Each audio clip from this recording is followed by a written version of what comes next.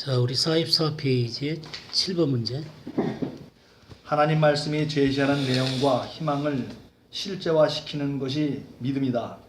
히브리서 11장은 이 믿음을 통해 하나님의 위대한 역사를 나타냈던 수많은 믿음의 선진들의 기록이다. 이 믿음은 어떻게 정의했는가? 히브리서 11장 1절에서 2절. 믿음은 바라는 것들의 실상이요 보이지 않는 것들의 증거니 선진들이 이로써 증거를 얻었느니라. 믿음은 바라는 것들의 실상, 보이지 않는 것들의 그의 증거다. 그렇게 했죠. 모든 선진들이 이 믿음을 통해서 증거를 얻었다 그랬죠. 뭐에 대한 믿음이에요? 하나님 말씀에 대한 믿음이죠. 하나님 말씀에 대한 믿음. 이 히브리서 11장에는 굉장히 많은 믿음의 사람들이 나오죠. 그래서 12장 1절에 보게 되면 이러므로 우리에게 구름같이 둘러싼 허다한 증인들이 있으니 그랬죠. 이 히브리서 11장을 살아간 이 믿음의 수많은 사람들이 있습니다. 보이지 않는 것을 보는 것처럼, 그러니까 보이지 않는 하나님의 세계를 보게 하는 것, 이게 바로 믿음이죠. 근데 이 믿음이라고 하는 것은 영으로서 알려진 하나님의 말씀에 대한 신뢰입니다. 그냥 우리가 이 문자적으로 그냥 이렇게 말씀을 쭉 읽고 그냥 받아들이게 되면 그냥 그 내용이 그런가 보다 이렇게 생각할지 모르겠지만 이 보이지 않는 세계를 감지하는 것은 영입니다. 영. 그래서 하나님의 말씀을 영으로 우리에게 깨닫게 해주신 것들이 우리들에게 믿음을 실제화시키게 하는 거예요. 우리가 하나님의 말씀을 혼이라든가 또 육체로 믿음을 의식하는 경우들이 있습니다. 이 혼적인 믿음들이 있고요. 그 다음에 이 육체적인 것으로 우리가 믿음을 의식하려고 하게 되면 자꾸 느끼려고 한다든가 또 율법적이 되기 쉽고요. 감정적이 되기가 쉽습니다. 심지어는 우리가 이 혼적이나 이 육적인 믿음을 갖고 믿게 되어지게 되면 잘못된 영과도 접촉할 수가 있습니다. 우리가 하나님의 말씀을 요한복음 6장 63절에 살리는 것은 영이니 육은 무익하다 그랬죠. 그리고 내가 너에게 이른 말씀이 영이요 생명이다 그렇게 말씀하셨죠. 혼적인 사고로 하나님의 말씀에 이 혼적인 사고를 하나님의 이 영의 말씀에 이렇게 순응을 시켜야 되는 거예요. 이 혼의 사고가 이 영의 말씀 가운데 순응을 하지 않으면 이 혼적인 사고가 독립적인 사고가 되어지게 됩니다. 하나님과 독립적인 사고가 되어지게 된다거나 그렇게 되어지게 되면은 하나님의 말씀이 우리 속에 실제화 되어질 수가 없는 것이죠. 그래서 이 혼적인 사고가 하나님의 말씀에 순응되고 또 우리 육신 자체가 십자가에 그리스도와 함께 못 박혔다라고 하는 것들을 깊이 봐야만 성령을 통해서 하나님의 말씀이 깨달아지는 것입니다. 그렇게 될 때 이 말씀이 우리의 삶을 지배하게 되는 거예요. 그래서 우리들에게 참 중요한 게 이 영의 사고가 굉장히 중요한데요. 그 영의 사고를 통해서 이 말씀이라는 이 껍데기 속에 있는 하나님이 정말 의도하시려고 하는 그 하나님의 의도를 그 영으로 캐치해내게 될 때 그것이 우리에게 하나님을 알게 하고 하나님을 따라갈 수 있는 힘을 주게 되는 것입니다. 그래서 오늘 제가 여러분들과 지난주에 제가 삼갈에 대해서 얘기를 하겠다 그랬죠? 수많은 믿음의 영웅들이 있는데 그 영웅들 가운데 한 사람이 삼갈이에요. 삼갈. 삼갈이 누구예요? 네, 사사죠. 사사. 성경은 굉장히 아주 작은 분량이 나와요. 한번 볼까요? 사사기 3장 31절 말씀 한번 읽어주세요. 에훗의 후에 므낫세 아들 삼갈이 사사로 있어 소몬은 막대기로 블레셋 사람 600명을 죽였고 그도 이스라엘을 구원하였더라. 네. 한 절. 에훗 후에는 므낫세 아들 삼갈이 소모는 막대기로 블레셋 사람 600명을 죽였다. 그래서 이스라엘을 어떻게 했다 그랬어요? 구원했다. 네, 삼갈이 나오는 게 하나 더 있어요. 사사기 5장 6절을 보겠습니다. 므낫세 아들 삼갈의 날에 또는 야엘의 날에는 대로가 비었고 행인들은 수로로 다녔도다. 네. 여기 이제 삼갈이 또 한 번 나와요. 므낫세 아들 삼갈의 날에, 날이라는 건 욤이죠, 욤. 욤이라고 하는 것은 그 낮 시간, 12시간 낮을 욤이라고 그러기도 하고요. 하루 종일을 욤이라고 하기도 해요. 그리고 욤이라고 하는 것은 시대를 얘기합니다. 그러니까 여기는 삼갈의 날에는 여기는 삼갈의 시대에는 그런 얘기죠. 또는 야엘의 날에는 대로가 비었고 길의 행인들은 오솔길로 다녔도다. 그랬죠. 뭐가 비었어요? 네, 대로가 비었어요. 대로로 가지 못하고 길의 행인들이 어디로 다녔어요? 오솔길로 다녔다. 오솔길로 다녔다. 마땅히 하나님의 백성들은 대로로 다녀야만 합니다. 성경에 대로라는 게 있어요. 대로를 한번 찾아볼까요? 이사야 35장 우리 8절에서 10절 한번 보겠습니다. 거기에 대로가 있어 그 길을 거룩한 길이라 일컫는 바 되리니 깨끗하지 못한 자는 지나가지 못하겠고 오직 구속함을 입은 자들을 위하여 있게 될 것이라.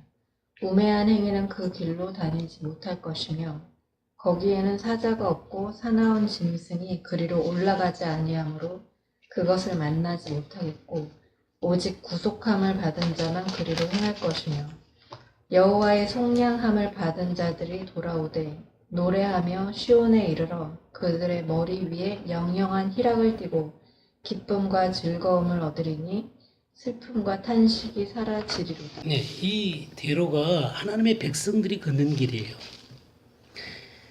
특별히 그 구속함을 입은 자들을 위하여 있게 되었다 그랬죠.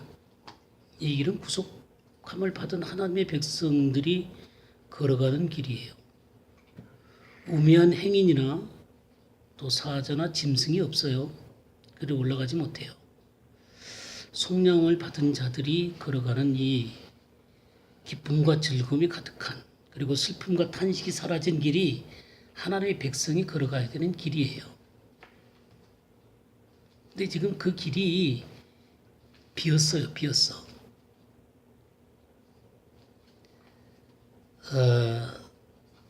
이 비다라고 하는 말이 어떤 말이냐면요. 하달이라는 말이에요. 하달, 히브리어로 하달이에요. 하달. 이 하달이라는 말은 무기력하다, 실패하다 그런 말이에요. 그러니까 이 이스라엘 백성들이 이 하나님이 정해주신 대로로 다닐 수가 없고 지금 그들은 영적으로 무기력한 가운데 실패한 모습이 되어졌다라고 하는 것을 볼 수가 있어요. 근데 여기에 참 재밌는 게 이 길의 행인들이라고 나오죠. 길. 예, 길이라는 게 이제 나티브라는 말인데 이 나티브는 짓밟다는 거예요. 짓밟다. 딱 짓밟는 거예요. 그 다음에 행인들은 참 이 단어가 할라크예요. 할라크. 할라크라는 게 똑바로 걷다 따라가다 그런 말이거든요. 근데 이 할라크라는 말이 어떤 의미를 갖고 있냐면 이 토라 있죠, 토라. 토라를 이스라엘 랍비들이 해석을 할 때 기준점이 바로 할라크라 그러는 거예요. 이 할라크를 통해서 미시나가 되고 그 다음에 게마라가 되고 탈무드가 되는 거예요. 그러니까 이 할라크라고 하는 것은 정확한 기준점을 갖고 이 율법을 해석하는 기준이 되는 게 할라크예요. 그러니까 이 기준점을 갖고 있는 이 사람들이 짓밟는 것은 뭘 짓밟아야 되냐면 사단의 세력들을 짓밟아야 되는 거거든요. 그러니까 이 길의 행인들은 이 대로 가운데 걸어갈 수 있는 사람들은 사단의 세력들을 짓밟고 하나님의 말씀의 기준을 갖고 살아갈 수 있는 사람들이 이 대로를 걸어가야 되는 게 마땅하단 말이에요. 그런데 이 사람들이 대로를 걸어가지 못하고 지금 상태가 어때요? 예, 상태가 지금 무기력해지고 실패한 상태 가운데 있어요. 이 영적으로 하나님을 바르게 따라오고 있지 못한 상황 가운데 있는 거예요. 그러니까 이 삼갈의 날에는 사람들이 마땅히 대로로 가야 될 사람들이 대로로 가지 못하고 그 길을 잃어버린 채로 무기력하게 실패했다라고 하는 모습들을 보게 돼요. 그래서 어디로 가요?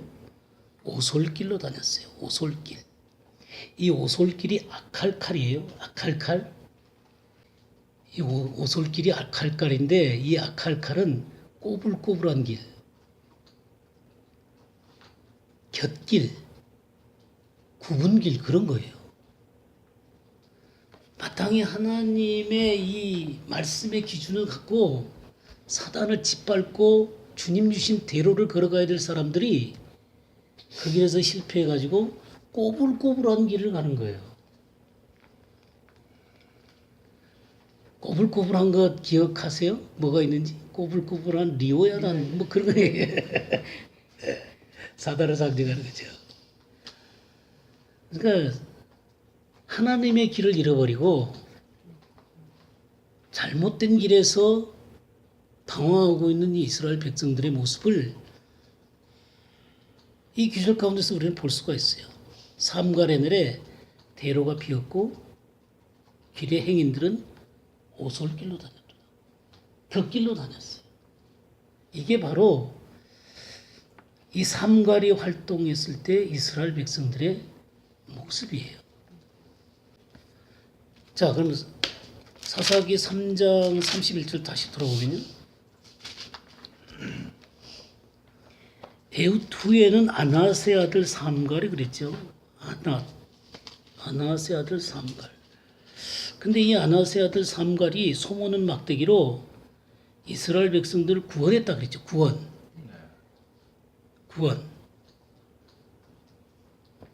야샤예요. 야샤. 예수하고 똑같은 어근을 갖고 있습니다. 이스라엘 백성들을 구원한 구원자예요. 이 사사가. 그러니까 사사의 삼갈도 예수와의 모형 중에 하나예요. 모든 사사들이 전부 다 그 예수와의 모형인 것이죠. 이스라엘 백성들을 구원하는 구원자예요. 근데 여기에 이제 아나세 아들 그랬죠. 아나세 아들. 성경에 이제 아들이라고 이렇게 표현된 것은 자손으로도 돼요. 자손. 아나세 자손.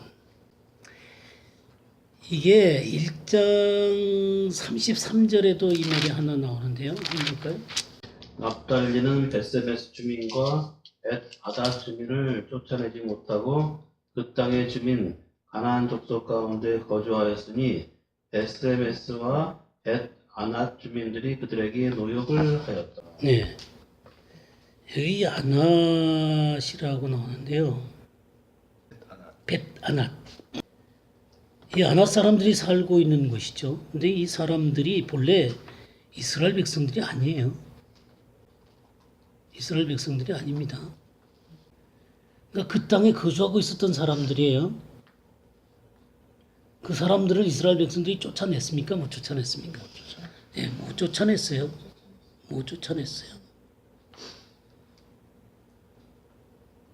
1장 28절 하면 뭐죠? 이스라엘이 강성한 후에야 가나안 족속에게 노역을 시켰고 다 쫓아내지 아니하였더라. 네. 그러니까 쫓아내지 못한 상태 가운데서 같이 거주하게 됐어요. 그러니까 나중에 이제 이 이스라엘 백성들 가운데 이제 편입이 된 거죠. 이스라엘 백성들과 함께 살게 된 거예요. 그러면서 이제 이스라엘화 되어지게 됐습니다. 특별히 이제 이 사사기를 공부하면서 여러분하고 제 얘기하고 싶은 건 뭐냐면 사사기는 이 문자적인 이 구조를 갖고 사사기를 보게 되면 사사기가 정말로 얘기하고 싶은 것을 이해하기가 어렵습니다. 이 문자적인 구조에다가 하나님께서는 영적인 구조를 그 속에다가 두셨어요. 사람이라든가 또 명칭이라든가 그런 여러 가지 모든 것들 그리고 그들이 사용했던 무기라든가 이런 것들을 그냥 단순하게 문자나 육적으로 우리가 이해하게 되면 이 사사기를 정말 이해할 수가 없습니다. 그 모든 것 배우 뒤에 하나님께서 놀라운 하나님의 경륜을 그 속에다가 집어넣어놨어요. 그러니까 이런 것을 하나하나 이렇게 섭취하고 깨달으려면 그 단어 하나라든가 그 사람 자체에 대해서 깊은 연구가 돼야만 이 사람을 통해서 도대체 하나님이 뭘 하려고 하는 것인가 하는 이런 것들을 알게 되고 하나님의 영적인 깊은 사실들을 깨닫게 되어지게 돼요. 그리고 그러한 것들이 우리에게 실제화되어져서 삶의 능력으로 나타나게 되게 되는 것입니다.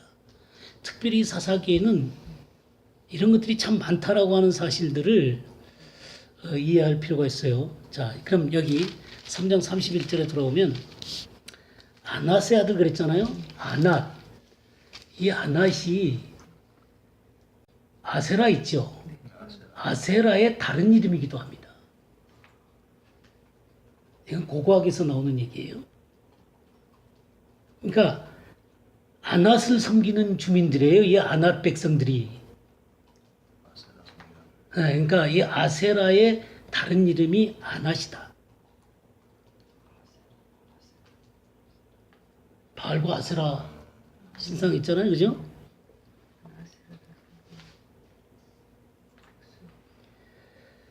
하나님은 그 이방 민족을 남겨두셨죠. 이스라엘 백성들을 온전히 쫓아내지 못함으로 말미암아 이방 민족을 남겨두셨죠. 남겨두신 이유를 한번 볼까요? 사사기 2장 20절에서 23절을 좀 보겠어요. 여호와께서 이스라엘에게 진노하여 이르시되 이 백성이 내가 그들의 조상들에게 명령한 언약을 어기고 나의 목소리를 순종하지 아니하였은즉 나도 여호수아가 죽을 때에 남겨둔 이방 민족들을 다시는 그들 앞에서 하나도 쫓아내지 아니하리니 이는 이스라엘이 그들의 조상이 지킨 것 같이 나 여호와의 도를 지켜 행하나 아니하나 그들을 시험하려 함이라 하시니라. 여호와께서 그 이방 민족들을 머물러 두사 그들을 속히 쫓아내지 아니하셨으며 여호수아의 손에 넘겨주지 아니하셨다. 예. 그러니까 이 하나님의 백성들이 불순종하는 것과 더불어 하나님이 또 의도를 갖고 이 민족들을 남겨두셨어요. 남겨두신 이유가 그들을 시험한다 그랬죠. 나 여호와의 도를 지켜 행하나 아니하나 그들을 시험한다 그랬어요. 근데 이 가나안 땅을 안식의 땅이라 그랬죠. 요단강 건너가 가다 들어간다 그럴 때 근데 사실 안식이라는 의미를 갖고 있어요. 이 가나안 땅.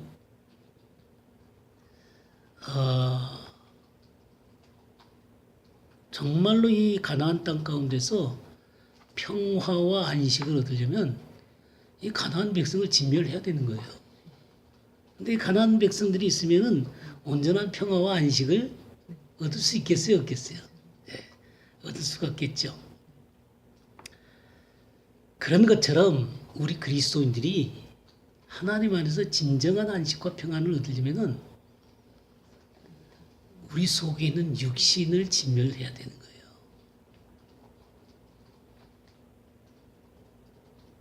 이 육신의 처리를 잘 못하게 되면 이 육신은 끈질기게 우리를 괴롭히고 끌고 다녀요.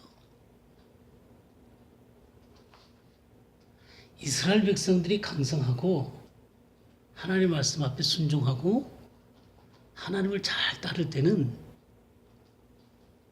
이 일곱 족속을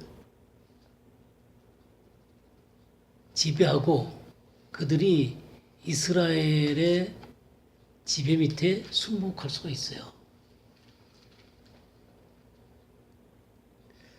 근데 이스라엘 백성들이 하나님의 말씀 앞에 순복하지 못하게 되면 이들에게 하나님이 팔아버리시는 거예요. 우리가 어떤 때 일시적으로 하나님의 성령에 충만해가지고 육신을 다스리고 또 영적인 삶을 살 때는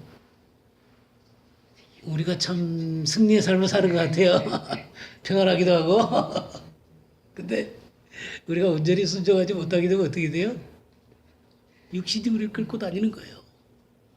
그다음에 이 육신의 처리라고 하는 것은 너무너무나 중요한 거예요. 우리 레위기 한번 볼까요? 레위기 26장 1절에서 13절 한번 보겠어요. 너희는 자기를 위하여 우상을 만들지 말지니 목상이나 주상을 세우지 말며 너희 땅에 조각한 석상을 세우고 그에게 경배하지 말라. 나는 너희 하나님 여호와이니라.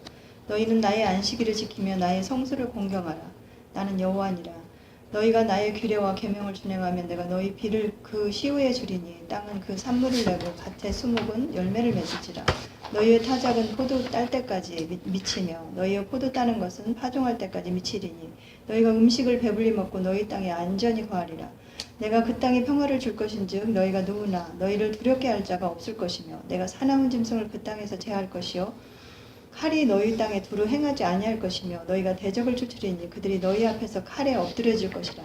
너희 다섯이 백을 쫓고 너희 백이 만을 쫓으리니 너희 대적들이 너희 앞에서 칼에 엎드려질 것이며 내가 너희를 권고하여 너희와 세운 언약을 이행하여 너희로 번성케 하고 너희로 창대케 할 것이며 너희는 오래 두었던 묵은 곡식을 먹다가 새 곡식을 인하여 묵은 곡식을 치우게 될 것이며 내가 내 장막을 너희 중에 세우리니 내 마음이 너희를 싫어하지 아니할 것이며 나는 너희 중에 행하여 너희 하나님이 되고 너희는 나의 백성이 될 것이니라. 나는 너희를 애굽 땅에서 인도하여 내어 그 종된 것을 면케한 너희 하나님 여호와라. 내가 너희 땅에 너희 멍에 빗장목을 깨뜨리고 너희로 바로 서서 걷게 하였느니라. 네, 이게 바로 안식이에요. 그러니까 이스라엘 백성들이 이 가나안 땅에 들어가지고 하나님의 규례와 계명을 잘 지키면 평화를 준다 그랬어요. 그리고 이 가나안 땅에 사나운 짐승도 제해버리시고 또 칼도 원수도 다 제해버리시는 거예요. 성경에 하나님과 원수된 게 우리 육신이다 그랬죠. 육신은 하나님과 원수가 된다. 그러니까 이 가나안 땅에 이 원수를 제하고 하나님의 계명을 잘 지키면 그래서 안식과 평화를 얻는 거예요. 근데 우리의 원수인 나의 원수인 이 육신을 제어하지 못하면 우리 육신의 열매를 맺게 되겠죠. 그렇죠? 육신의 생각은 사망이요 영의 생각은 생명과 평화라 그랬죠. 우리 로마서 8장 5절에서 8절 한번 보겠어요. 육신을 따르는 자는 육신의 일을, 영을 따르는 자는 영의 일을 생각하나니 육신의 생각은 사망이요 영의 생각은 생명과 평안이니라. 육신의 생각은 하나님과 원수가 되나니 이는 하나님의 법에 굴복하지 아니할 뿐 아니라 할 수도 없음이라. 육신에 있는 자들은 하나님을 기쁘시게 할 수 없느니라. 네, 그렇습니다. 그러니까 이 육신이라고 하는 것은 하나님과 원수되게 할 뿐만 아니라 하나님을 기쁘게 할 수가 없어요. 그래서 정말 하나님 앞에 안식의 삶을 산다거나 승리의 삶을 사는 사람들은 이 육신을 제거한 사람이에요. 근데 이것이 참으로 중요한데 사람들은 영적인 승리를 어디서 찾으려고 그러냐면 사탄 앞에 가라. 예? 이 귀신과 자꾸 싸우려고. 귀신과 싸우려고 그러고 어떤 권세를 받아갖고 막 하나님의 일을 하려고 그래요. 근데 이런 것들은 전부 다 일시적인 것들이에요. 그 사람을 근본적으로 그리스도 안에서 승리케 한다거나 하나님이 주시는 안식을 정말로 경험할 수 없어요. 네, 사람들이 자꾸만 문제를 바깥에서 찾으려고 그래요. 거기에서 있지 않아요. 중요한 건 내 속에 하나님이 진정으로 주인이 되시고 생명이 되시고 또 우리 육신이 제거가 되면 자연스럽게 하나님이 승리를 주시고 평안을 주시는 거예요. 사람들이 이게 안 되기 때문에 자꾸 사역이라든가 활동이라든가 그런 것들로 자기의 삶을 채우려고 그래요. 하나님과 같이 깊이 있는 것이 뭔지를 잘 몰라요. 하나님과 깊이 있는 것을 모른 채 그냥 활동에 그냥 온 시간을 다 보내는 거예요.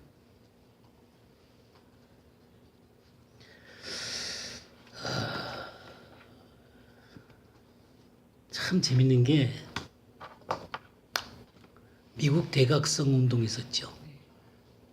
그때 요나단 에드워즈를 통해서 그런 일들이 일어나게 되지 않았습니까? 근데 이 대각성 운동이 그냥 미국 전역을 그냥 강탈을 했거든요. 근데 이게 싹 지나고 나니까 뉴에이지 운동이라든가 그 악한 것들이 미국을 그냥 또다시 덮었어요. 예. 그러니까 또 우리가 수련회를 간다거나 부흥회를 가거나 그러면 일시적으로 막 뭐가 받은 것 같아. 예, 뭐든지 다 할 것 같아. 근데 한 일주일 지나면 어떻게 돼요? 옛날 상태로 돌아가는 거예요. 왜 그래요? 이 근본적으로 처리들이 안 됐기 때문에 그러는 거예요. 내 자신이 근본적으로 처리가 돼야 되는 거예요. 이런 사람이 승리의 삶을 사는 거예요. 근데 참 재밌는 것은 지금 이 삼갈에 대해서 공부하고 있잖아요. 근데 이 삼갈이라는 이 이름이 이 이스라엘 사람들은 삼갈이라는 이름이 없어요. 삼갈이라는 이름이 어원이 이스라엘 어원이 아니에요. 이방 족속이에요. 이방 족속. 갈렙 있죠. 갈렙. 갈렙이 그니스 족속이잖아요. 그니스 족속. 이 그니스 족속도 이방 족속이에요. 여러분들이 역대상을 보게 되면 유다의 족보가 쭉 나오는 가운데 갈렙 족보는 다른 족보에서 갈렙 족보가 나오는 것을 보실 수 있어요. 예, 그러니까 유다에 편입돼 버린 거죠. 이방 족속인데 유다에 편입돼 버린 거예요. 그러니까 그 근본이 그니스 족속이란 말이에요. 그니스 족속의 이 갈렙이란 말이에요. 그리고 이 사사기에 보게 되면 야엘 있죠. 야엘. 이 사사기 5장에 4장 보면은 이 시스라를 죽인 여자가 있죠. 말뚝 박아갖고. 예? 헤벨의 아내 야엘이잖아요. 그죠? 네, 17절을 한번 보세요. 17절 보면 읽어주세요. 시스라가 도보로 도망하여 겐 사람 헤벨의 아내 야엘의 장막에 이르렀으니 하솔왕 야비는 겐 사람 헤벨의 집과 화평이 있습니다. 네, 이 겐 사람이에요. 겐 사람. 겐 사람이에요. 이방이죠. 그러니까 참 재밌는 게 이 사사기의 주역들로 역사했던 사람들이 이방 사람들이 많다는 거예요. 그러니까 이 이방에서 들어온 사람이 영적 중심에서 하나님의 일들을 하고 있는 것을 보게 되죠. 우리 이런 것들을 보면서 뭐를 보냐면 하나님의 놀라운 그 경륜이 이미 오래전부터 이스라엘 사람만이 아니라 이방인도 함께 하나님의 나라의 주역들로 세우고 싶은 하나님의 마음을 읽을 수가 있어요. 그거를 보셔야 됩니다.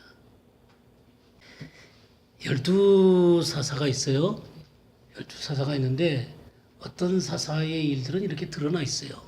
뭐 온니엘이라든가 에웃이라든가 드보라, 바락, 기드온, 입다, 삼손 이런 사람들은 그 일들이 많이 드러나 있어요.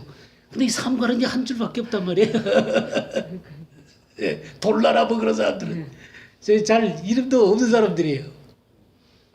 그러면 이름이 드러난 사람들만 위대한 사람들이고 이 이름이 안 나온 사람들은 아무것도 아니냐? 그런 거 아니에요. 우리가 12사도가 있죠. 근데 12사도 가운데 이렇게 딱 드러나 가지고 그 사람 사역이 드러난 사람들은 몇 사람이나 돼요? 몇 사람 안 되잖아요. 그죠? 그럼 다른 사도들은 그 다른 그 드러난 사도들보다 못난 사람들인가요? 절대로 아니에요. 절대로 아니에요. 예. 우리는 드러난 것 갖고 자꾸만 사람들을 판단하려고 하는 경향이 있어요. 근데 하나님은 감추어 두고 쓰는 사람들이 많은 거예요. 우리가 도마는 뭐 인도에서 사역했다 그러잖아요. 심지어는 뭐 우리나라까지 왔다 뭐 그런 얘기도 있잖아요. 그죠? 안드레 같은 경우는 중앙아시아에서 크게 사역을 했던 사람이에요. 그러니까 우리가 그런 어떤 드러난 것 갖고 자꾸 사람을 판단하는 것이 아니에요. 정말로 중요한 것은 드러나지 않아도 하나님께서 그들 속에서 위대한 일들을 이루셨다는 거예요. 자, 삼갈은 굉장히 미미한 이 한 절밖에 없어요. 이 31절에 소모는 박대기로 블레셋 사람 600명을 죽였어요. 그죠? 그러니까 이 사람은 소를 몰았던 사람이겠네요. 그죠? 에? 소를 몰았던 사람이에요. 그러니까 농부였죠. 경작도 하고 뭐 추수도 하고 뭐 그랬던 사람이에요. 그러나 이런 것들이 전부 다 우리는 그냥 단순히 그 사람 농부였다 이런 식으로만 알면 안 돼요. 이 경작하고 추수하고 하는 것들이 전부 다 말씀의 사역과 관련이 있다는 것들을 아셔야 돼요.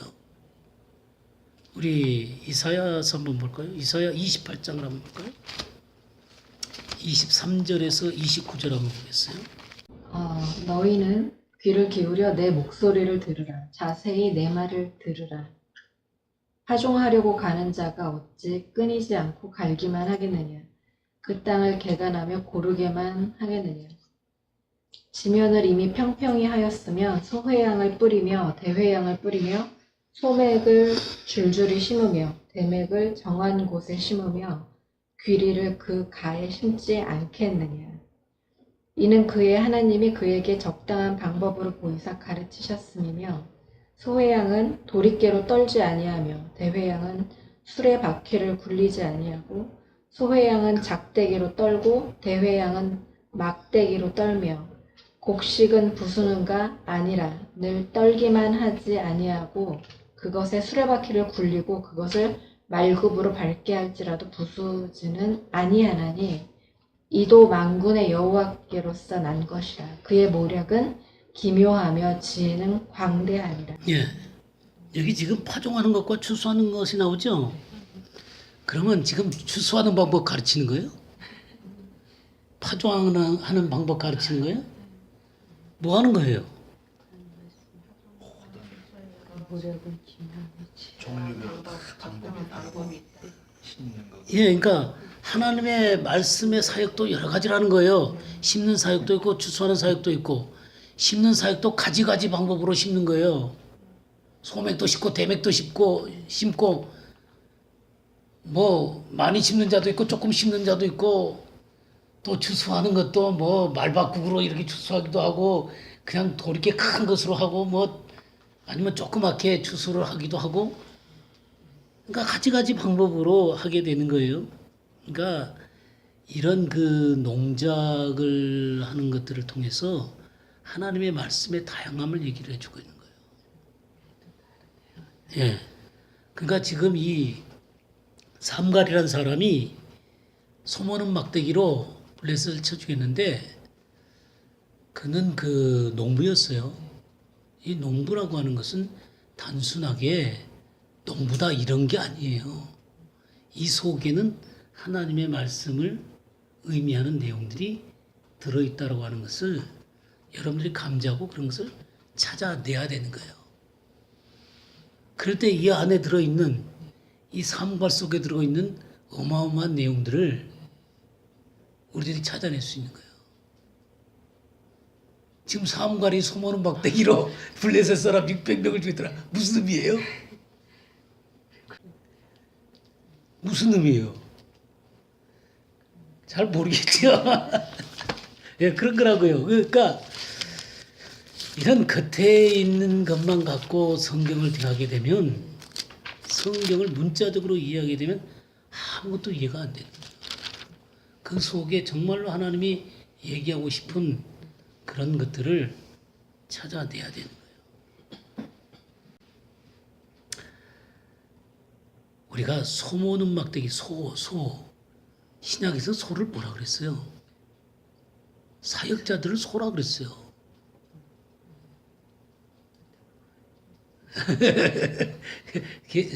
사역자들을 소의 망을 짓지 않는다 그랬잖아요. 그 구약에서도 그런 얘기를 하고 있고요. 또 양이라고 하는 것은 예수 그리스도를 상징하기도 하고 또 양도 사역자를 사용하기도 해요. 나타내기도 해요. 그 양의 젖을 먹잖아요. 양의 젖을 내놓잖아요. 그 사람들이 그 양의 젖을 먹는 것입니다. 밀크를 먹는 거죠. 나귀는 아주 존귀한 것을 드러내는 거예요. 그래서 예수 그리스도가 나귀를 타고 이렇게 입성을 하시잖아요. 또 낙타라고 할 때 낙타는 굉장히 부정한 짐승이에요. 새김질은 하되 굽은 갈라지지 않았죠. 그래서 이제 나중에 우리가 성경을 보게 되면 6장 5절에 보면 이는 그들이 그들의 짐승과 장막을 가지고 올라와 메뚜기 떼같이 많이 들어오니 그 사람과 낙타가 무수함이라. 이 사람들은 낙타가 아주 무수해요. 그러니까 이런 것들이 그냥 쓰여져 있지 않다는 거예요. 이거는 뭐 그때 가서 공부하기로 하고요. 그러니까 성경에 이렇게 나와 있는 내용들을 그냥 대면을 하게 되면 우리가 이곳에 감추어둔 하나님의 놀라운 비밀들을 찾아내기가 어렵습니다. 근데 이 소를 몰기 위해서 뭐가 필요해요? 예, 성호는 막대기 그랬죠. 막대기. 예? 막대기. 이 막대기가 히브리어로 말마드예요. 히브리어 말마드인데 라마드에서 왔어요. 라마드. 가르치다, 배우다, 교훈. 여기서 왔어요. 막대기가 라마드에서 왔어요. 아니, 스가랴가 아니라 에스라서 7장 10절 한번 볼까요? 유명한 기절이죠. 에스라가 여호와의 율법을 연구하여 준행하며 율례와 규례를 이스라엘에 가르치기로 결심하였더라. 네. 여기 율법을 연구하고 준행하며 율례와 규례. 율례는 호크예요. 호크. 규례는 미시파트예요. 미시파트. 전부 다 의를 상징하는 거예요. 의를 나타내는 것입니다. 하나님의 의, 율례와 규례. 이것을 어떻게 하기로 결심했어요? 가르치기로 결심입니다. 이 가르친다는 게 라마드예요.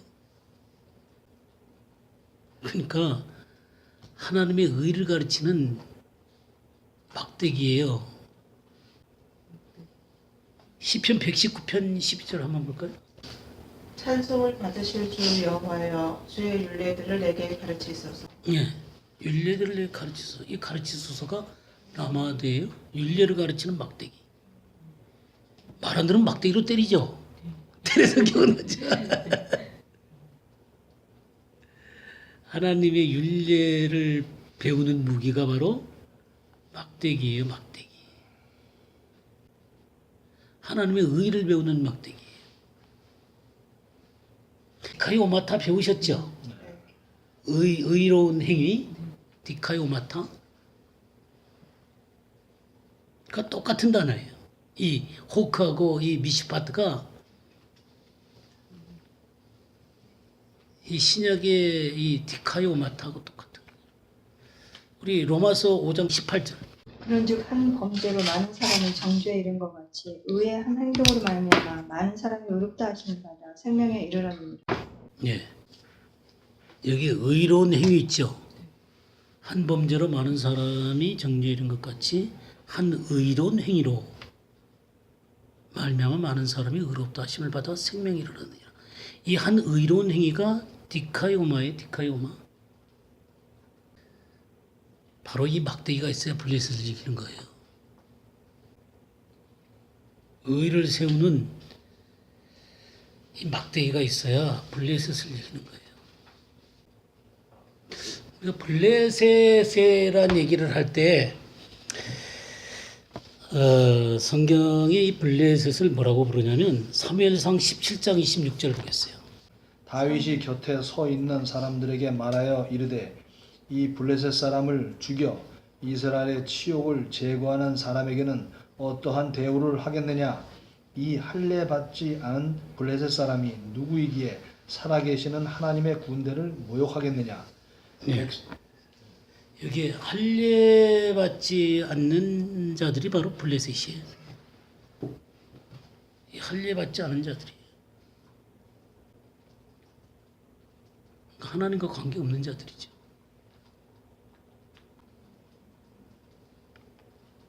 이들을 치는 것은 의의 막대기밖에 없어요. 우리가 유대인들을 신약의 유대인들을 뭐라고 표현했냐면 로마서 2장 28절 29절 한번 볼까요?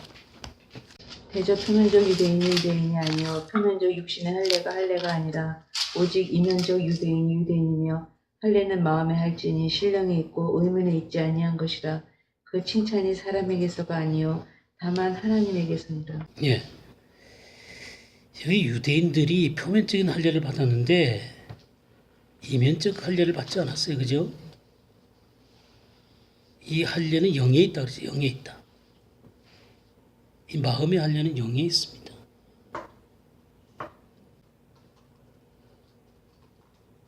이 영적인 할례를 받지 않으면 이 할례 받지 않는 블레셋 사람과 똑같은 거예요.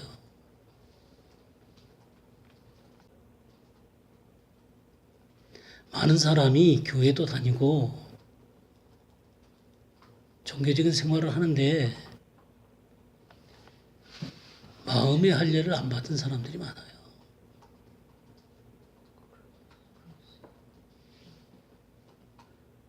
마음의 할례를 받지 않은 채로 교회 다니는 거예요. 그러니까 블레셋과 다를 게 아무것도 없어요.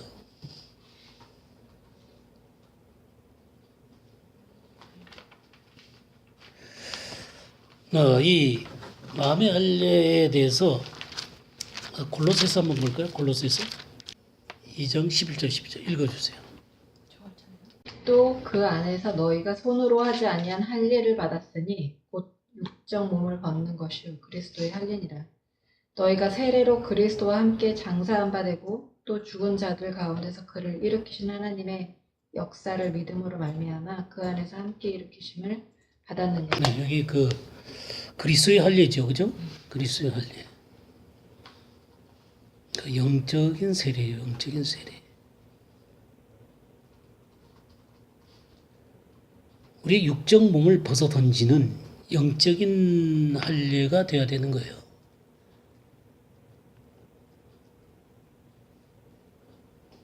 근데 껍데기만 교회 다니는 사람들이 있어요. 껍데기만 종교 생활을 하는데 진정으로 자기의 육신을 벗어 던지질 못하고 육신의 방식으로 살아가는 거예요. 교회는 다니죠. 근데 하나님과 아무 관계가 없어요. 자기 하고 싶은 대로 하고 자기 고집부린 대로 하고 자기 의대로 하고 자기 방식대로 하는 거예요.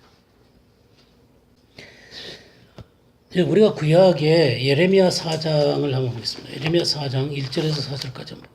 여호와께서 이르시되 이스라엘아 내가 돌아오려거든 내게로 돌아오라.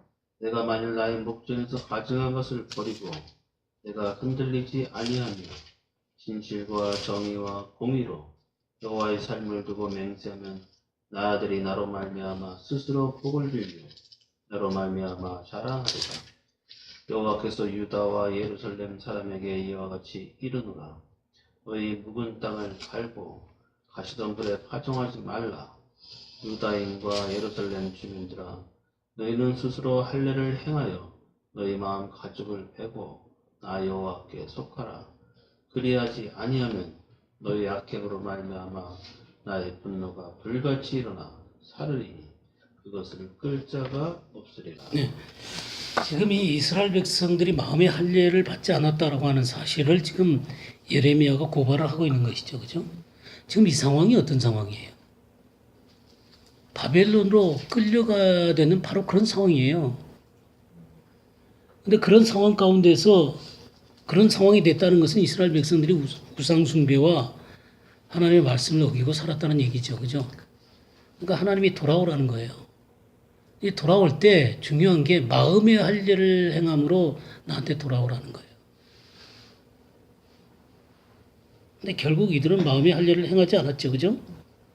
그래서 바벨론으로 팔려가는 것입니다. 아마 하나님은 이제 그 어느 날 이스라엘 백성들이 민족적인 회개를 하게 될 때 하나님께서 친히 이스라엘 백성들 마음 가운데 마음의 할례를 하실 거예요.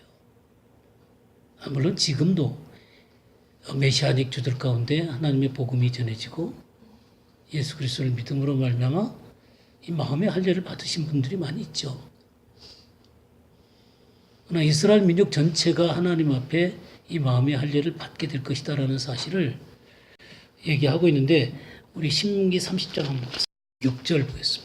내 하나님 여호와께서 내 마음과 내 자손의 마음에 할례를 베푸사 너로 마음을 다하며 뜻을 다하여 내 하나님 여호와를 사랑하게 하사 너로 생명을 얻게 하실 것이니. 네, 어느 날 이게 신명기 30장에서 나오는 얘기예요.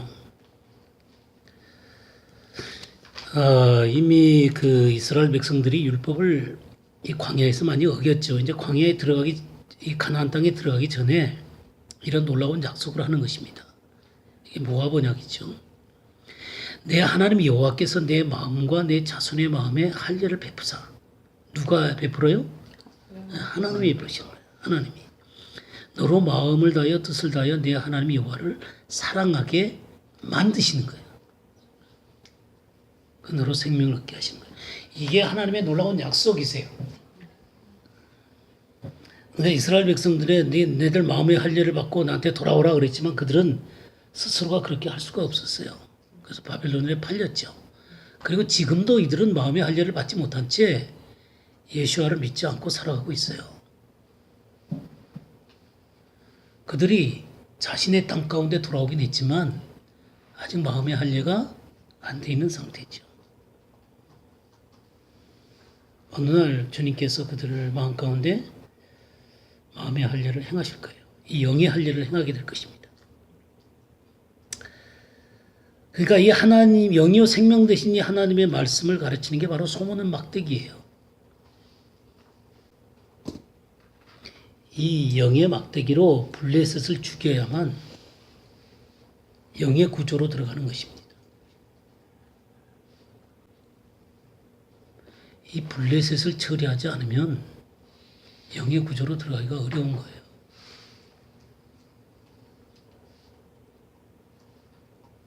이사야 10장 26절에서 27절 한번 볼까요? 만군의 여호와께서 채찍을 들어 그를 치시되 오랫반석에서 미디안 사람을 쳐 죽이신 것 같이 하실 것이며 막대기를 드시되 바다를 향하여 애굽에 드신 것 같이 하실 것이다. 그날에 그의 무거운 짐이 내 어깨에 써떠나고 그의 멍에가 내 목에서 벗어지되 기름진 까닭에 멍에가 부서지리라. 예, 여기 참 재밌는 말씀이 있어요. 만군의 여호와께서 채찍을 들어 그를 치시되 오랫바위와 미디안을 쳐 죽이실 것 같이. 미디안을 칠 때 이 채찍을 들어서 치는 것이죠. 또 뭐를 들어갖고 쳐요? 막대기를 드시되 바다를 향하여 애굽에서 하신 것 같이 하실 것이다. 모세의 지팡이로 바다를 쳤죠, 그죠? 그런 것처럼 하나님의 막대기로 이 미디안을 쳐버리실 거라는 거예요. 이렇게 하나님의 막대기를 사용하세요. 하나님의 손으로 그냥 막대기를 사용하시는 거예요. 근데 27절에 그날에 그의 무거운 짐이 내 어깨에서 떠나고 그의 멍에가 내 목에서 벗어지되 기름진 까닭에 멍에가 벗어지리라. 여기 기름진 까닭에 그랬죠? 이 기름진 까닭에가 because of anointing이에요. because of anointing. 기름 부음 때문에 무거운 짐이 내 어깨에서 떠나고 그의 멍에가 내 목에서 벗어지는 거예요.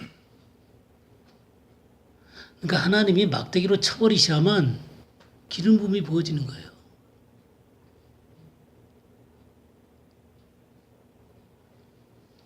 무거운 짐이 벗어지고 또 멍에가 목에서 벗어지는 거예요. 많은 사람들이요, 하나님께 능력을 받아갖고 주님의 일을 하려고 그래요. 능력을 주세요. 성령을 주세요.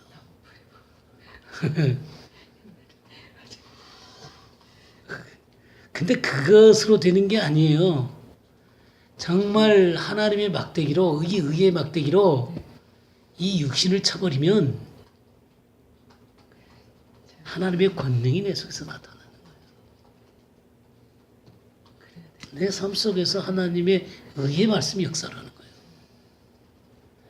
근데 자꾸만 외적으로 그냥 어떤 사역에, 그냥 능력에, 은사에 이런 것들만 구하려고 하고, 이런 것들은 진정한 해결책이 아니에요. 이 의의 막대기, 이 영의 막대기로 이 블레셋을 칠 때만 사람들이 영의 부족 가운데로 들어가는 거예요. 영적인 사람이 되는 거예요. 그리고 하나님의 기름 부음이 부어지고 이 무거운 것들이 떨어져 나가는 거예요. 진정한 안식과 권능의 삶 가운데 역사를 하는 거예요. 이해가 되세요? 네.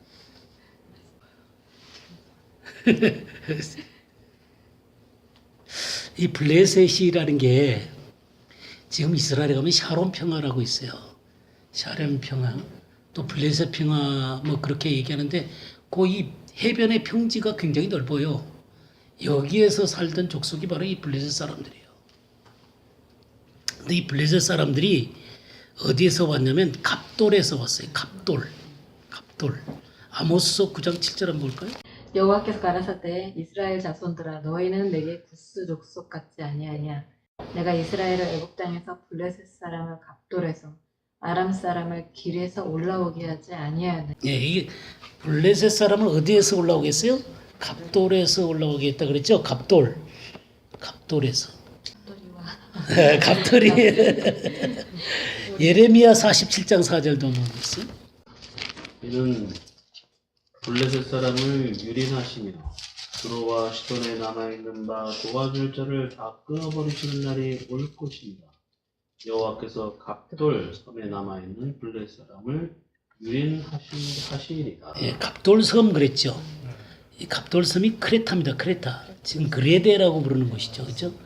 크레타 섬이에요. 그리고 이들이 크레타 섬에서 올라왔고 에게해 근방에서 발원했다고 추측을 하고 있어요.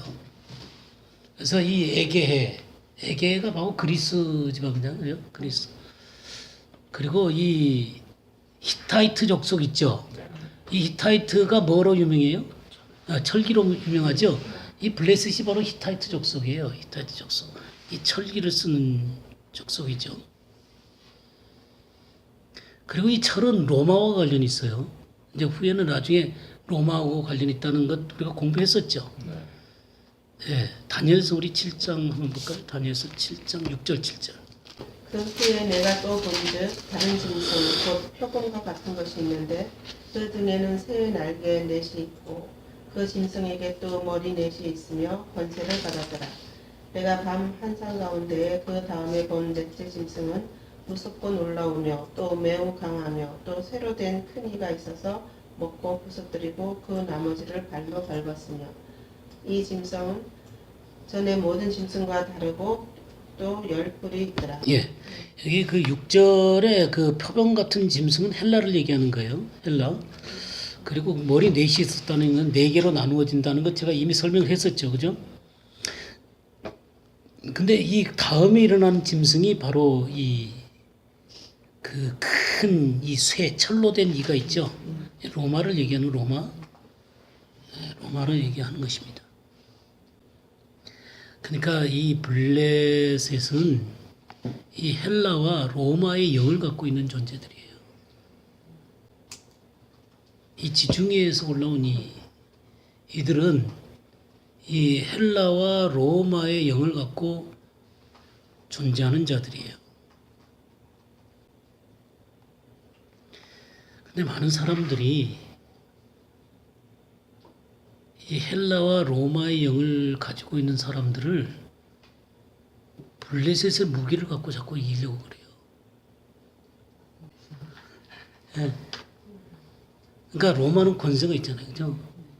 헬라는 굉장히 지혜가 있잖아요. 그러니까 세상 지혜와 세상 권력을 갖고 하나님의 일을 하려고 하는 거예요.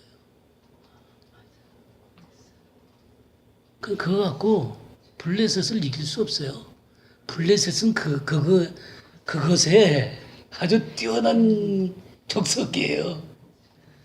이 블레셋 족속을 이길 수 있는 것은 의의 막대기밖에 없어요. 소모는 막대기로 없애야 되는 거예요. 근데 많은 사람들이 소모는 막대기는 얻지 못하고 그냥 이 로마와 이 헬라의 문화를 갖고 그들을 이기려고 그래요. 그러니까 박사학위 받은 사람 자꾸 세우려고 그러고, 예, 스피치 잘하는 사람 세우려고 그러고, 지식이 많은 사람, 권세가 많은 사람을 자꾸 세우는 거예요. 그게 우리나라가 이 꼴이 된 거예요. 멋있어 보이지 않습니까? 예, 멋있어 보이죠. 멋있어 보이지만 생명을 절대로 나갈 수가 없습니다. 지극히 세상에서. 예, 세상적이 될 수밖에 없어요. 할례를 영으로 할례를 받지 않으면 심판을 받을 수밖에 없어요. 이 사사기에는 하나님의 모든 예언과 전략이 숨어 있는 거예요. 이런 예언과 전략을 찾아내지 않으면 우리는 하나님의 일을 수행해낼 수가 없습니다. 이 삼갈의 예언은요, 하나님의 영을 받고 그 영의 말씀을 가져야만 이긴다는 사실을 보여주고 있는 거예요. 이 삼갈은 소모는 목대기 하나를 들고 블레셋을 지고 이스라엘을 구원한 거예요. 예, 우리 주님 같은 거예요. 이 이기는 길은 디카이오마타밖에 없어요.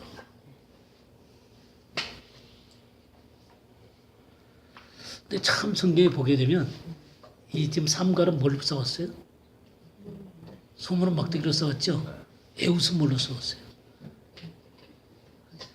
칼을 갖다가 이 허벅지에 숨겨갖고 칼로 주겠죠. 왼손잡이에요. 네.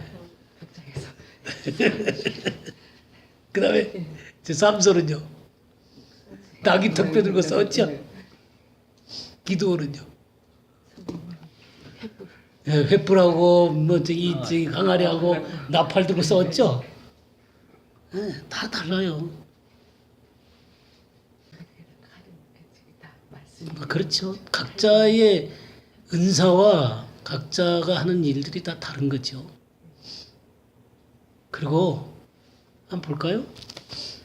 온니엘은 구산 리사다임과 싸웠어요. 그죠?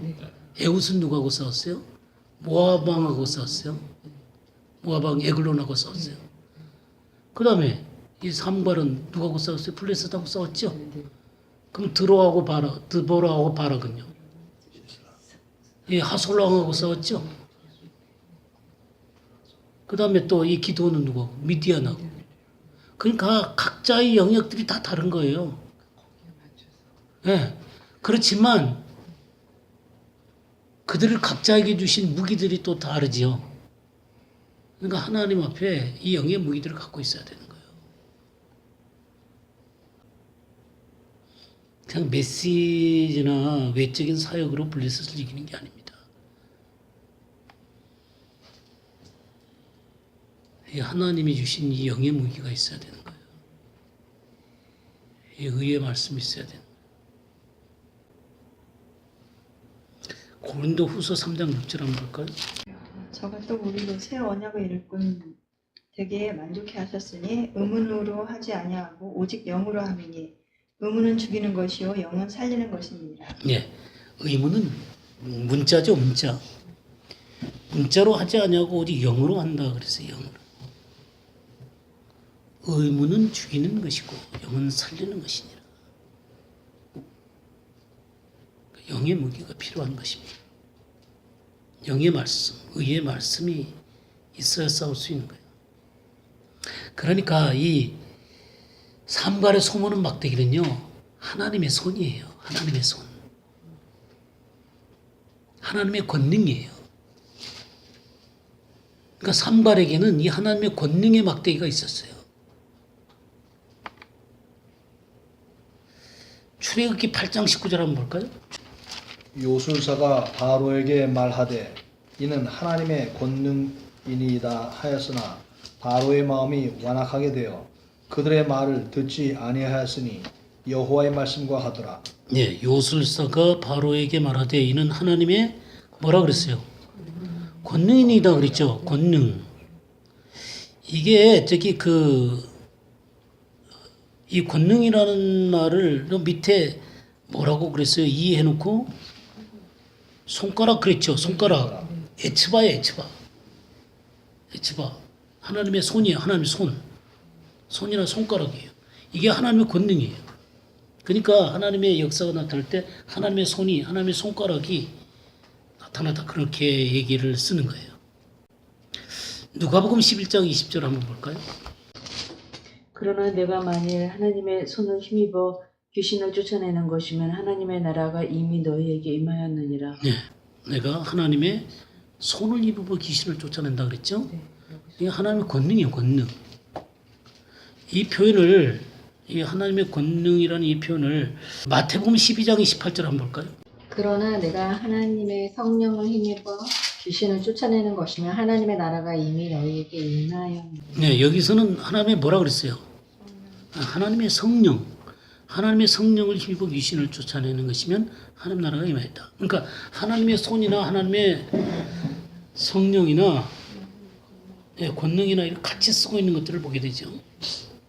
이게 권능을 나타내는 거예요. 출애굽기 31장 18절 한번 보겠어요. 여호와께서 시내 산 위에서 모세에게 이르시기를 마치신 때 증거판 둘을 모세에게 주시니 이는 돌판이요 하나님이 친히 쓰신 것이더라. 예. 증거판 둘을 모세에게 주시니 이는 돌판이요 하나님이 친히 쓰신 것이라 그랬죠. 이 그래놓고 뭐라 그랬어요? 손가락으로 쓰신 것이다. 예. 그러니까 이 손가락 에츠바. 하나님이 돌판에다가 하나님의 말씀을 쓰셨어요. 이제는 어디다 써야 돼요? 우리 마음판에 쓰셔야 되는 거예요. 그러니까 하나님의 손이, 하나님의 영이, 하나님의 성령이 내 마음에 기록을 해야만 영의 사람이 되는 거예요. 오직 영으로 쓰여진 사람들, 또 이 영의 말씀을 알아듣는 사람들, 이 의의 말씀을 가지고 있는 사람들이 새 언약의 일꾼이에요. 근데 많은 사람들이 새 언약의 일꾼이라고 그러는데 하나님의 영의 말씀이 아니라 혼의 말씀들, 블레셋 무기를 갖고 싸우면서 새 언약의 일꾼이라고 그래요. 그러니까 순전히 가짜들만 양산해내죠. 그러니까 사생자들만 내는 거예요. 그러니까 육의 사람들만 내놓는 거예요. 부자 됩니다.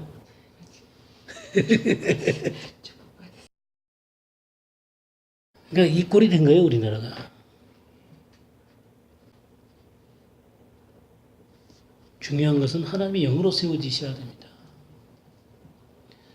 하나님의 말씀의 이 문자적인 구조 속에 감추져 있는 하나님의 영의 세계들을 끄집어내야 되는 거예요. 그리고 이런 것들이 내 속에 삶으로 되어지게 될 때, 이 의가 삶으로 되어지고 말씀이 삶으로 실제화 되어지게 될 때 하나님의 권능이 나타나는 거예요. 하나님의 손이 역사를 하는 거예요. 그런 사람이 하나님에 의해서 쓰이는 거예요. 그게 바로 삼갈이에요.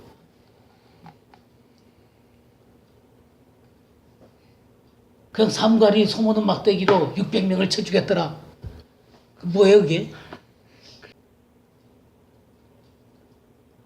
많은 사람들이 아직도 하나님이 주신 무기가 없어요.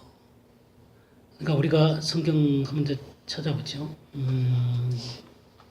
사무엘상 17장 45절에서 47절을 보겠어요. 다윗이 블레셋 사람에게 이르되 너는 칼과 창과 단창으로 내게 나아오거니와 나는 만군의 여호와의 이름 곧 내가 모욕하는 이스라엘 군대의 하나님의 이름으로 내게 나아가노라. 오늘 여호와께서 너를 내 손에 넘기시리니 내가 너를 쳐서 내 목을 베고 블레셋 군대의 시체를 오늘 공중의 새와 땅의 귤짐승에게 주어 온 땅으로 이스라엘의 하나님이 계신 줄 알게 하겠고 또 여호와의 구원하심이 칼과 창에 있지 아니함을 이 무리에게 알게 하리라. 전쟁은 여호와께 속한 것인즉 그가 너희를 우리 손에 넘기시리라. 예, 전쟁은 여호와께 속한 것이다 그랬죠. 이 골리앗이 블레셋 사람이죠. 예, 칼과 단창으로 내게 나아오거니와. 그래서 이 블레셋을 칼과 단창으로 싸우려고 그래요. 이 칼과 단창이 아니에요. 이 칼과 단창은 육신의 무기들이죠. 이 블레셋의 무기예요. 다윗의 무기는 뭐예요? 예, 막대기하고 물매하고. 근데 더 중요한 게 뭐냐면 나는 만군의 여호와의 이름으로 간다 그랬어요. 그 만군의 여호와의 이름으로 싸우는 거예요. 전쟁은 여호와께 속한 거예요. 만군의 여호와의 이름으로 싸우는 거예요. 하나님의 영으로 싸우는 거예요. 이 하나님의 영으로, 하나님의 이름으로 싸우는 것이 뭔지도 모르면서 칼과 단창만 그냥 번쩍번쩍 칼을 갈아갖고 사람들의 혼이나 육체적인 것 갖고 자랑하고 있는 사람들이 많아요.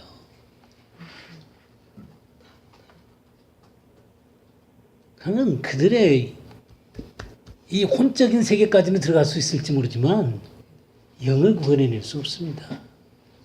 영의 사람으로 만들어낼 수 없어요.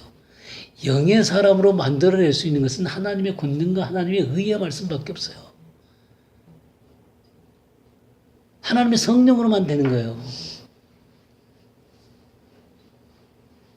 그러니까 다윗은 어렸을 때부터 곰과 사자를 이겼어요. 이 곰과 사자라고 하는 것은 성경에 제국들을 얘기한다고요. 이 페르시아나 이 바벨론이나 이런 것들의 영들을 얘기하는 제국의 영들을 얘기하는 거예요. 예. 그러니까 그런 것들을 이기는 것을 만군의 여호와 이름으로 이기는 것을 그는 어렸을 때부터 배웠던 사람이에요. 예. 어렸을 때부터 배웠던 사람이에요. 하나님께 들은 말씀들로 또 하나님이 주시는 영과 권능으로 이 곰과 사자들을 잡는 법을 배웠거든요. 그러니까 이 골리앗을 딱 보니까 저는 블레셋이라고요. 할 리 없는 자라고요. 내가 만군의 여호와 이름으로 간다 이거예요. 그게 이기는 거예요. 시편 44편 한번 볼까요? 시편 44편 3절에서 8절 한번 보겠어요. 저희가 자기 칼로 땅을 얻어 차지함이 아니요 저희 팔이 저희를 구원함도 아니라 오직 주의 오른손과 팔과 얼굴을 빛으로 하셨으니 주께서 저희를 기뻐하신 영광이니이다. 하나님이여 주는 나의 왕이시니 야곱에게 구원을 베푸소서. 우리가 주를 의지하여 우리 대적을 누르고 우리를 일어나는 자를 주의 이름으로 밟으리이다. 나는 내 활을 의지하지 아니할 것이라 내 칼도 나를 구원치 못하리이다. 오직 주께서 우리를 우리 대적에게서 구원하시고 우리를 미워하는 자로 수치를 당케 하셨나이다. 우리가 종일 하나님으로 자랑하였나이다. 우리가 하나님의 이름을 영영히 감사하리이다. 예. 지금 이 다윗은 이 고라자손이 노래네요, 그죠? 고라자손은 이런 것들을 알았던 것 같아요. 다윗만 안 게 아니라 이 고라자손이 반역했던 사람의 후손이죠. 그런 것 속에서도 하나님 앞에 바르게 서면 그들을 하나님이 쓰시는 거예요. 칼로 땅을 차지함도 아니고 우리 팔이 구원함도 아니다 그랬죠. 또 내 활도 아니고 내 칼도 아니다 이런 얘기를 하면서 뭐라 그랬어요? 3절에 주의 오른손으로 주의 팔로 주의 얼굴빛으로 주의 이름으로 이런 것들로 이기는 거예요.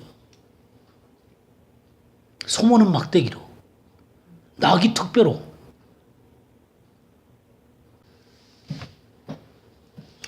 우리는요 기도를 많이 해야 된다고 생각해요. 막 부르짖어야 된다고 생각해요. 물론 기도를 많이 해야죠. 기도가 굉장히 중요하니까. 근데 기도를 많이 한다고 하나님이 들으시는 게 아니에요. 하나님이 기뻐하시는 사람의 얘기를 들으시는 거예요. 하나님이 기뻐하시는 사람의 귀에 그 기도에 귀를 기울이시는 거예요. 어떻게 기뻐하는 거예요? 하나님 기뻐하는 거예요. 민수기 14장 8절 9절 한번 볼까요? 여호와께서 우리를 기뻐하시면 우리를 그 땅으로 인도하여 들이시고 그 땅을 우리에게 주시리라. 이는 과연 젖과 꿀이 흐르는 땅이니라. 다만 여호와를 거역하지는 말라. 또 그 땅 백성을 두려워하지 말라. 그들은 우리의 먹이라. 그들의 보호자는 그들에게서 떠났고 여호와는 우리와 함께 하시느니라. 그들을 두려워하지 말라 하나. 예, 누가 한 얘기예요? 갈렙이 한 얘기죠. 하나님 우리를 기뻐하시면 그 땅을 우리에게 주신다는 거죠. 그리고 백성들이 두려워하는 그들은 우리들의 뭐라는 거예요? 먹이라는 거예요. 이게 하나님의 영을 갖고 있는 사람들과 하나님의 이름으로 싸우는 것이 뭔지 아는 사람들하고 그냥 칼과 단창으로 싸우는 사람들의 차이예요. 하나님이 기뻐하시는 것이 뭔지를 아는 사람들, 하나님이 기뻐하시는 사람이 돼야 되겠죠. 예, 이 육신들이 무너지고 하나님의 의의 말씀으로 세워진 사람들, 하나님 기뻐하시는 사람들이 돼야 되는 거예요. 시편 51편 16절 17절 한번 볼까요? 주는 제사를 즐겨 아니하시나니 그렇지 않으면 내가 드렸을 것이다. 주는 번제를 기뻐 아니하시나이다. 하나님의 구하시는 제사는 상한 심령이라. 하나님이여 상하고 통회하는 마음을 주께서 멸시치 아니하시리이다. 예. 주님이 제사를 기뻐하지 않는다 그랬죠? 뭘 기뻐해요? 상한 심령, 통회하는 마음. 이걸 기뻐하는 거예요. 죄를 아파하고, 죄를 두려워하고, 하나님 말씀 앞에 떠는 사람을 기뻐하는 거예요. 그냥 그런 것은 아니고 잔뜩 돈만 쳐바르고 그냥 재물 많이 드리면 하나님께서 나를 기뻐하실 거다라고 11조 하면 복을 쌓는 것이 아닌가 한번 보라고 그냥 시험해 보라고 그냥 그 언제나 11조가요. 언제나 11조가 아니에요. 진짜 남은 자예요. 남은 자. 하나님 말씀 앞에 선 자를 얘기하는 거예요. 11조만 되면 뭐 복을 쌓지 않는 것이 없도록 쌓지 않는 것 두고 봐라. 이 말라기의 그 말씀은 그런 게 아니에요. 그러니까 사람들 그런 식으로 해갖고 뜯어내는 거예요, 돈.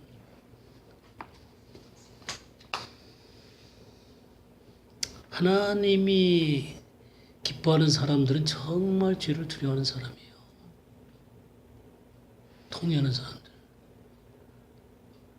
아까 그 팔복 얘기 했었지만 마음이 애통하는 사람들, 의에 줄이고 목마른 사람들. 예. 우리 한 군데 더 보죠. 마태복음 3장 15절에서 16절 한번 보겠어요. 예수께서 대답하여 가라사대 이제 허락하라. 우리가 이와 같이 하여 모든 의를 이루는 것이 합당하니라 하신대 이에 요한이 허락하는지라. 예수께서 세례를 받으시고 곧 물에서 올라오실 때 하늘이 열리고 하나님의 성령이 비둘기같이 내려 자기 위에 임하심을 보시더니 하늘로서 소리가 있어 말씀하시되 이는 내 사랑하는 아들이요 내 기뻐하는 자라 하시니라. 예. 여기 지금 예수님께서 세례를 받는 거죠? 네. 침례를 받으러 지금 요한한테 왔죠.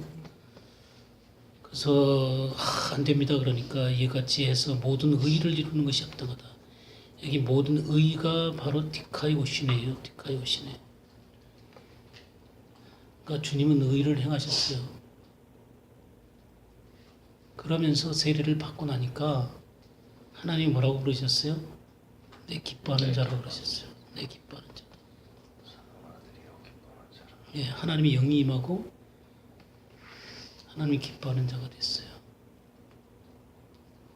우리 주님이 그렇게 본을 보이신 거예요.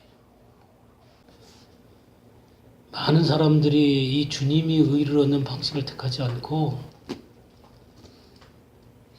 이 블레셋 사람들의 무기를 취하려고 그래요. 로마의 영과 헬라의 영을 갖고 하나님의 사역에 도입해가지고 사역을 크게 하고 번성케 하는 거예요. 다산이 블레셋의 신들의 풍요, 예, 번영 이런 게 이게 바알 신, 이게 아세라 신이거든요. 그 방법 갖고 하려고 그래요. 그러니까 다 타락한 거예요.